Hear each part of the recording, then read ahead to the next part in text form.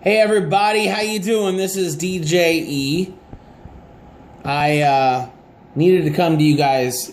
There's been some things on my mind, and a lot of stuff's happened lately. It's already 2015, January 3rd, and I actually just got done doing a show tonight at the Quaff, Friday night show.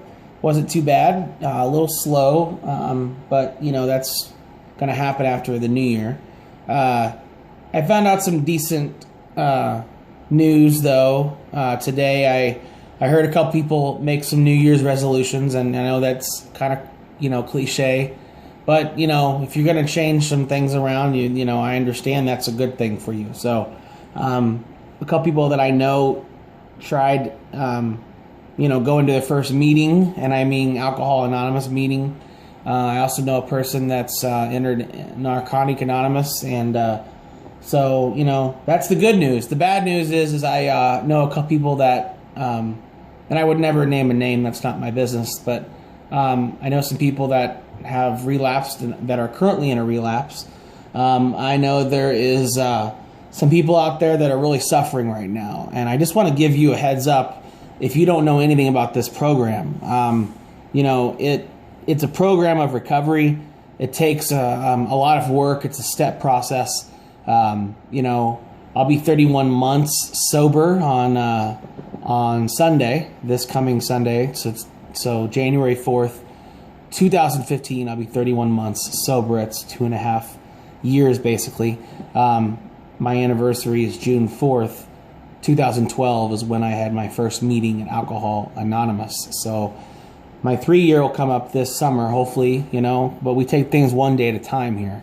But my point to come to you guys is, New Year's resolutions are so big, and I'm glad for some of the people that have reached out to me and told me, hey, I really want to let you know that I've taken some of your advice, and I just want to end this issue in my head and my body and the way I feel. It's caused me some legal problems. I've gotten in some real trouble, and I'm just kind of lost right now. I don't know where to go. So I've decided to take some advice from some people and some of the stuff that you've wrote on Facebook and social media. And I've went to a meeting, and I had my first meeting, in the last couple of days. Some people have talked to me about, and I think it's great. I mean, I just, I'm so excited if somebody is wanting to do better for themselves. A lot of people want to do different things. A lot of people want to work out. They want to stop smoking. They want to, lose weight. I know that's a goal of mine personally. I'd like to lose almost 20 pounds, to be honest. That's a goal of mine. And, I'm working on that slowly. It's not going very fast, but it's a one day at a time process with everything. I just want to let you know, though, recovery is an important deal. If you have somebody that's suffering, that's close to you, that somebody that's like going through a procedure that, that needs your help, or you just haven't heard from somebody for a while, you might want to check on them, because, this is a really big, serious problem, because mentally they don't know, honestly, what's going on. When I fell apart almost 3 years ago, honestly, I had no clue. I really didn't. I had no idea what I was doing to myself. Taking a Xanax every morning and, drinking a bunch of vodka. I mean, smoking weed at night and, and trying to live a life, work 2 jobs. I don't know how I even functioned. To be honest, when I fell apart on December 31st of 2011, I was found half dead in my apartment in downtown Kansas City. I didn't show up for my big New Year's Eve show that year, and I basically was dead. That's bottom line. I was done. I really wasn't trying to kill myself. I don't believe in suicide, to be honest. But I was so sick in the head from what I was doing to myself. So much drinking, so much dehydration, not eating right, being unhealthy, taking the Xanax to deal with the withdrawal, smoking weed on top of it. Everything just mixed in was just a disaster. And it wasn't more so anything but just depression, anxiety. I was more of a quiet drinker at home. A private person that felt like when he got off work, he had to have a drink or a beer. Of course, it always turned into, a bottle and a gallon. And after that, and before that, it was a little bit less, but it's always been a problem. It's always been an issue. I add up all the problems in my life that I've gone through, and alcohol comes back to that common denominator.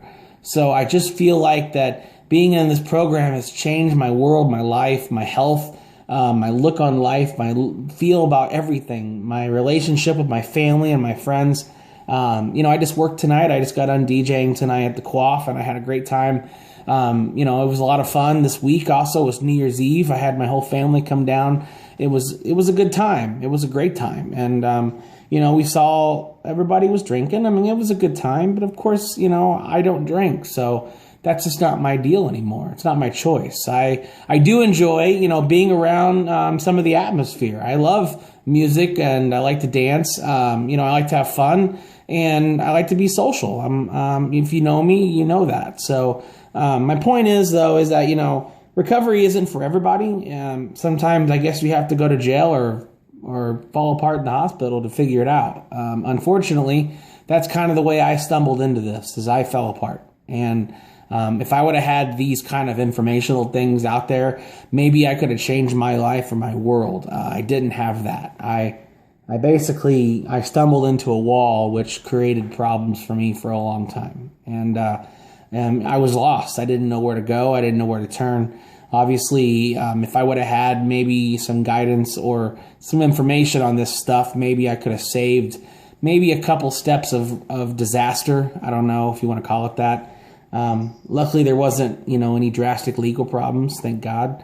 I didn't get a DUI. I didn't get any kind of trouble from it, but I should have been in jail. I mean, so I can't urge to you enough that if you know somebody suffering, it's time for you to have that talk with them. It's time for you to encourage them. If they don't want to find an AA, room to go to in the city, or if they're suffering from drugs, Narcotic Anonymous, you can Google this information online. You can go on to Google, just Google Alcohol Anonymous Kansas City. The website comes up. Go on the website, or Narcotic Anonymous Kansas City, in parentheses AA or NA. So you can find this stuff. And then look under open, closed meetings. The open meetings are open for anybody to go, even if you're not suffering from an addiction or you do not have a desire to stop drinking or using. If you just want to go and check it out and see what it's all about. If it's an open meeting at any place on the GPS map that they provide for you, you can go to these meetings and they will give you information to help you maybe plan an intervention or, whatever you need to do. Also, you can Google intervention and find that out and how to start those procedures. If you're listening to this video or watch this video and you are struggling personally, I would highly suggest if you're just at a dire's need for just help, you need to go to the hospital. You need to check yourself in, call 911, say, I can't stop drinking, I can't stop using, I feel fear for my life, I don't know what's going to happen next in my choices, I'm really scared where this is taking me, I need help, I can't stop shaking, I can't stop throwing up, I'm vomiting. These kind of words and, kind of vocabulary is the stuff that you need to do if you're in serious pain. If you feel those symptoms, you need to go to a hospital right now. You need to stop what you're doing. Don't waste any more time. Don't try to go cold turkey. Walk yourself into an ER and tell them all these things.